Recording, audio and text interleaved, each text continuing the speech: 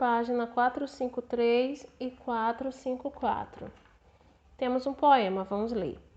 Tão bom barbeiro que cortava até juba de leão, tão bom bombeiro que apagava até fogo de vulcão, tão bom veterinário que fazia condor ficar sem dor, tão bom professor primário que transformava um burro no doutor, tão bom atleta que só ouvia dizer venceste, mas não tão mau poeta que escrevesse um poema como este. Há no poema uma figura de sintaxe que se repete em todos os versos. Identifique-a e explique em que ela consiste. A figura de sintaxe que nós temos aí é a elipse, que consiste na omissão de algum termo, certo? No caso, ela está omitindo um sujeito, que é o ele, e omitindo o verbo ser, como nessas frases aqui, ó. Tão bom, né? Então, ele era tão bom, no caso. Ou poderia ser ela também, né? Não, é ele mesmo, porque é o barbeiro. Ou como nessa daqui, tá? Que eu já vou transformar. Mas ele não era tão mau poeta. Segunda questão. Identifique as figuras de sintaxe das frases a seguir. Atenção! Há frases em que ocorrem duas figuras. Letra A. És bela. Eu moço. Tens amor. Eu medo. Casimiro de Abril. Nós temos aí o que? Elipse em tu. Tu és bela, tá? E nós temos o zeugma, tá? Eu tenho medo, né? No caso, ou sou o medo, né? B. Trabalha e teima e lima e sofre e sua. Polissíndeto. C. Aquela garota eu a conheci ontem na festa de um amigo. Aqui nós temos o quê? Um pleonasmo. Aquela garota eu a conheci, então fica repetitivo. Letra D. Senhor prefeito, os abaixo assinados pedimos a vossa senhoria que seja justo na cobrança dos impostos prediais da Vila dos Operários. Vixe. Aqui nós temos uma silepse de pessoa e uma silepse de gênero. Terceira questão. Leia este poema. O duende. Construí a minha casa, porão, sótão e fachada. Quem instalou um duende lá, debaixo da escada? Ele bebe do meu vinho, come do meu toucinho, meu açúcar põe no saco, fuma do meu bom tabaco, nada espesso, o brincalhão faz minguar a provisão. E cadê a tinta minha? À noite ele, com mão leve, remexe na escrivaninha. Para quem será que escreve? E o que me dá ele em troca? Meu violão de noite toca, cuida para que a criançada não despenque da escada. E como agradecimento, dá na lua um polimento para que lustrosa ela brilhe na minha janela. Letra A.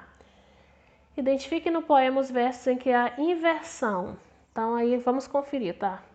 Temos no verso 7, 9, no verso 10, 12, 15, 16, 20 e 21.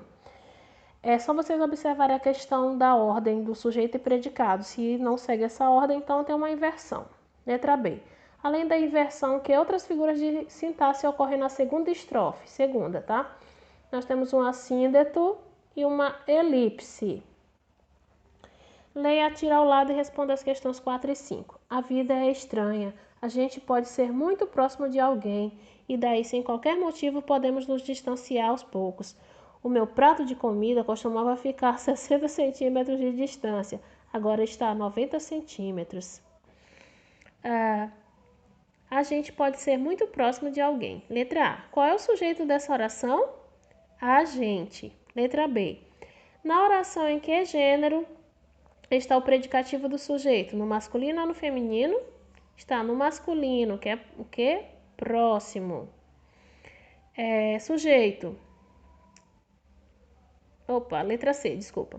Qual é a figura de sintaxe que ocorre na oração? Explique em que ela consiste. Aí nós temos uma silepse de gênero, tá? Então assim, gente, como a personagem é do sexo masculino, ela usa o masculino para referir-se a si mesma, tá? Em vez de fazer a concordância com a expressão agente, que é o sujeito da oração.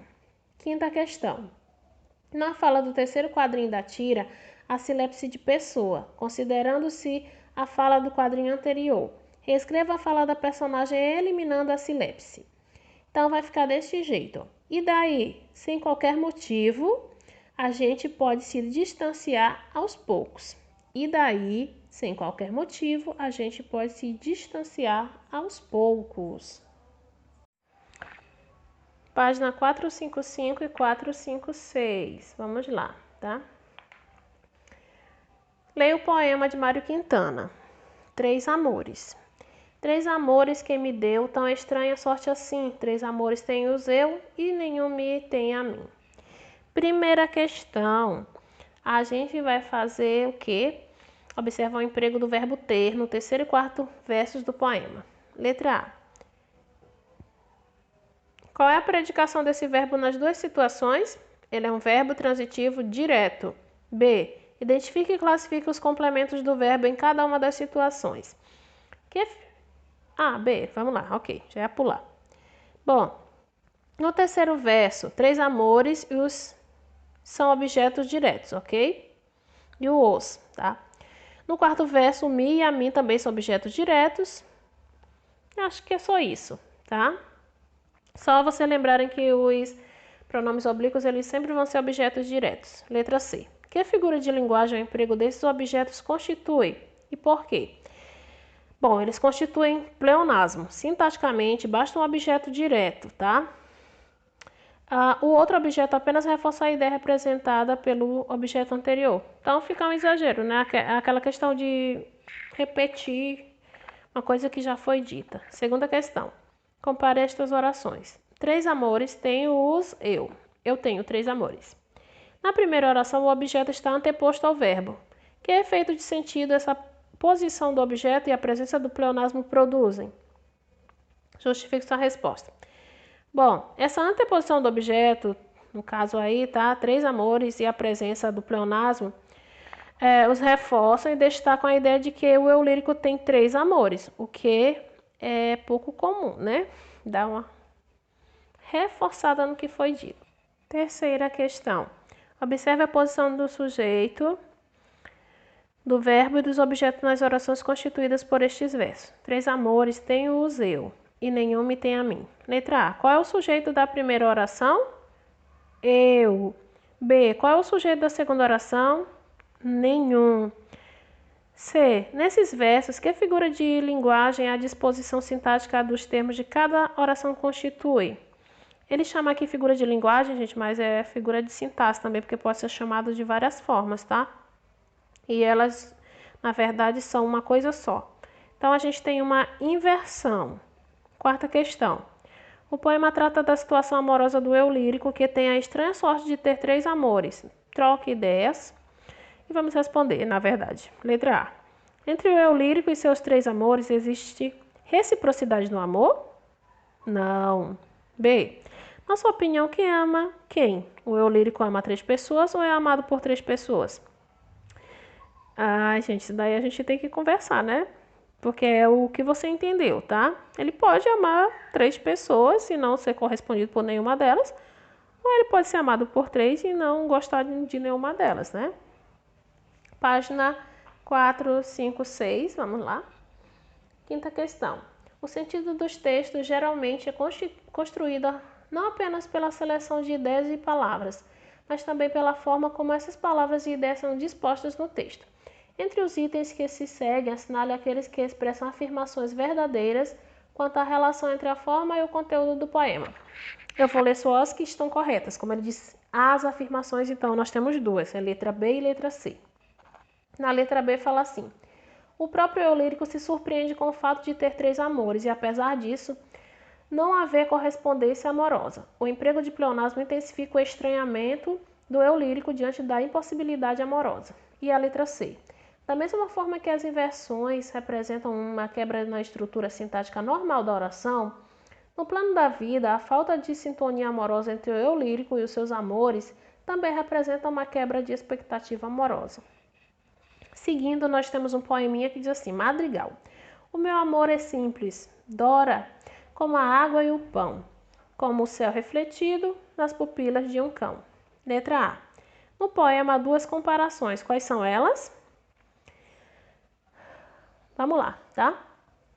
As comparações dizem respeito à simplicidade do amor, ok?